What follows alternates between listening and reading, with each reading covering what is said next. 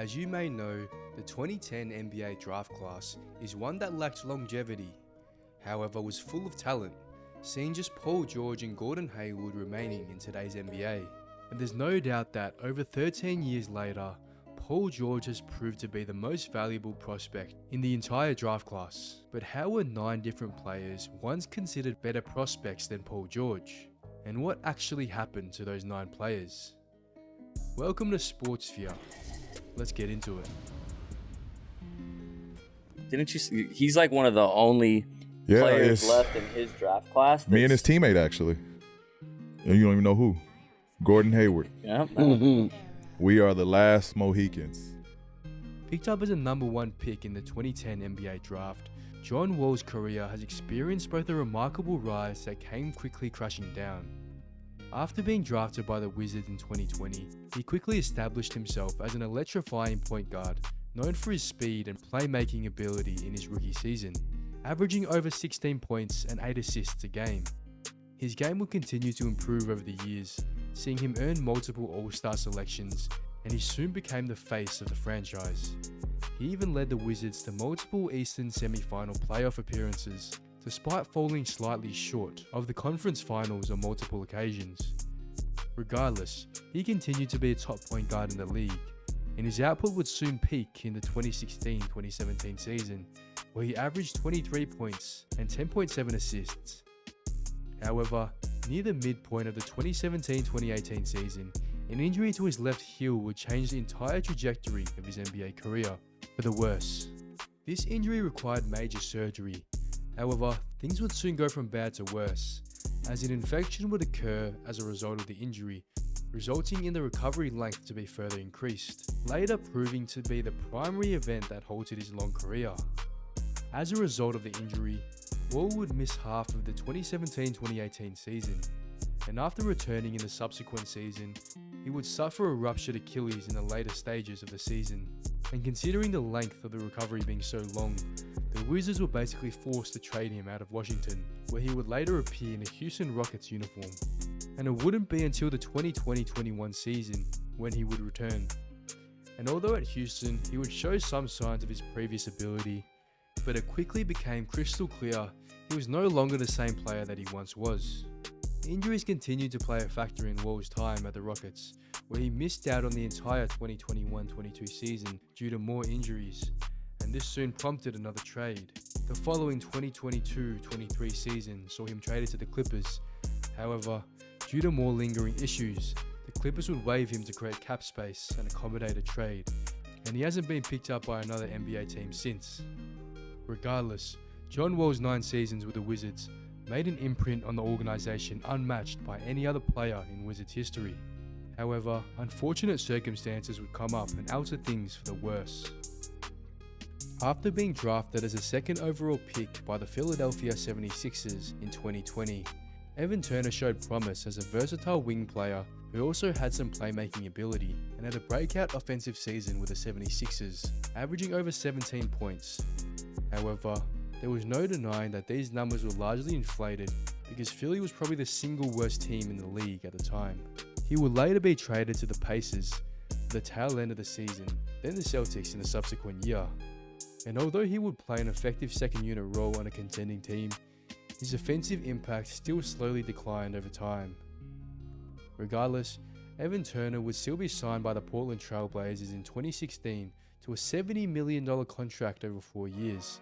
And even though this contract received a lot of criticism, Turner's experience and versatile skill set was something the Blazers valued. That said, his time at Portland indeed proved to be quite underwhelming, especially with his poor display of shooting. His final season with Portland saw him shoot just over 22% from 3, which was no wonder his hooping duties proved to be in low demand after that season. Despite the fall from his early successes, Turner was still an effective player and a good leader. However, his career proved to be very average overall, with career averages of just under 10 points, 4.6 rebounds and 3.5 assists in 10 NBA seasons. After being drafted by the New Jersey Nets, now Brooklyn Nets, in 2010, the 3rd pick Derek Favors showed some promise as an athletic and skilled frontcourt player. Favors' rebounding and shot blocking ability were notable during his time with the Nets, and peaked during his later time at the Utah Jazz, where he played 9 seasons. He was an overall solid all-round big man, but that's all he really proved to be. And as his career progressed, factors such as changes in team dynamics, struggling to find a role, and lingering injuries also contributed to decreased contributions. Favors would later move to the Pelicans from Utah before moving back to Utah. And when he returned to Utah in 2020, the Jazz recognized his lack of productivity, and he would soon begin receiving a much more limited role, averaging just over 16 minutes per game. And after just 1 season with the Utah Jazz, he was traded to the OKC Thunder in the 2021 season, and after having more limited impact, he would soon see himself out of the NBA for good. Despite the decline, Favors has still had an average NBA career as a big man, with career averages of 10 points, 7 rebounds, and 1.2 blocks in 12 NBA seasons. As for the 4th overall pick, Wesley Johnson entered the NBA, selected by the Minnesota Timberwolves, and although he displayed athleticism and defensive ability, his offensive consistency remained a challenge. And other than the Timberwolves, the following years will see him have stints on the Phoenix Suns, LA Lakers, Clippers, Pelicans, and Washington Wizards, proving to be a very disposable asset for these teams, as he only proved to be a role player, but not even a consistent role player. His time in the league showed glimpses of defensive prowess and occasional scoring bursts, but he didn't reach the level of impact expected for a top 5 draft pick. As for the 5th pick of the 2010 draft, DeMarcus Cousins, it would be a completely different story. Matter of fact, Boogie probably has one of the highest peaks as an NBA player out of anyone in this draft class, except maybe Paul George. After being drafted by the Sacramento Kings in 2010, it didn't take long for him to become one of the league's most dominant offensive centers. Boogie showed Shaq-like dominance as early as his first season, with monster scoring and rebounding numbers every single night. Also having a great defensive impact, he would soon earn multiple All-Star selections, solidifying his status as one of the top big men in the league. Cousins would continue his dominance and peak in his 7th and final season with the Kings, where he averaged a ridiculous 27.8 points, 11.5 rebounds, 1.4 steals and 1.3 blocks. But despite these monster numbers, this did not really translate into the postseason. Anyways, these years with Sacramento later proved to be Cousins' most productive years, and soon Boogie Cousins will be moved to the New Orleans Pelicans. After moving to the Pelicans, Cousins would continue to produce big numbers. However, unforeseen injuries including a torn Achilles tendon, as well as off-the-court issues, would slowly impact Cousins' career trajectory. After 2 seasons with the Pelicans, he would later appear in the Warriors, Rockets, Clippers, Bucks, then Nuggets, playing a second unit role. And despite flashes of his former dominance in subsequent stints, injuries and injury concerns limited his time on the basketball court. These challenges, along with some behavioural concerns over the years, led to a decline in his impact. And despite still attempting to earn an NBA contract today, I think the times of Boogie Cousins in the NBA are probably over. As for the 6th overall pick of the draft, Ekpe Udoh, a skilled center and power forward, began his career after being selected by the Golden State Warriors. Early in his career, he showed some ability as a good rim protector and primarily known as a defensive player. However, his offensive game remained limited, and after the Warriors, he had later stints with the Milwaukee Bucks, LA Clippers, and Utah Jazz, coming off the bench on very limited minutes. And after just 7 seasons in the league, Udoh would go overseas, competing in various international leagues. But anyways, as a 6th overall pick, there's no doubt that he has been one of the most disappointing players in this draft class. After being drafted 7th overall by the Pistons, Greg Monroe would proceed to embark on a relatively long NBA career. However, didn't quite reach his potential, despite showing some early promise. He played for 5 seasons with the Pistons, and after his rookie year, he would average over 15 points in 4 consecutive seasons as a productive offensive big man, and was soon traded to the Milwaukee Bucks, and continued to be a decent backup big, but would soon start playing less minutes, largely due to the rise of Giannis Antetokounmpo. After 2 full seasons with the Bucks, in the 2017-2018 season, Monroe will be traded to the Suns and then Celtics, all in the same season. This was largely due to his interior defense not being great, nor being able to switch on smaller players or shoot the three ball at all. And as the NBA became a league of shooters, Monroe seemed to be a player who was just left in the past. And since the 2017-2018 season, Greg Monroe would see extremely short stints involving many 10-day contracts in 4 seasons until the 2021-22 seasons, where no more NBA teams were willing to give him another shot, and he moved to China as a result. The following draft pick was the 8th pick, Al-Farouq Aminu, who was drafted by the LA Clippers in 2010, and after just 1 year with the Clippers, he would quickly be traded to the Pelicans. Although Aminu's defensive skills and rebounding made him a valuable role player, but he undoubtedly had some offensive limitations. His length and defensive versatility would see him remain on the Pelicans team playing a second unit role, before being traded 3 years later to the Dallas Mavericks. And after a brief stint at Dallas, he would then be signed by the Portland Trail Blazers, where he would have his best years. During his time at Portland, his stats would peak in the 2015-2016 season, averaging over 10 points, 6 rebounds and almost 2 assists, as well as 1 steal, while shooting 36% from 3. After his 4 seasons with Portland, playing a prominent role, Aminu would earn a near $10 million a year contract with the Orlando Magic.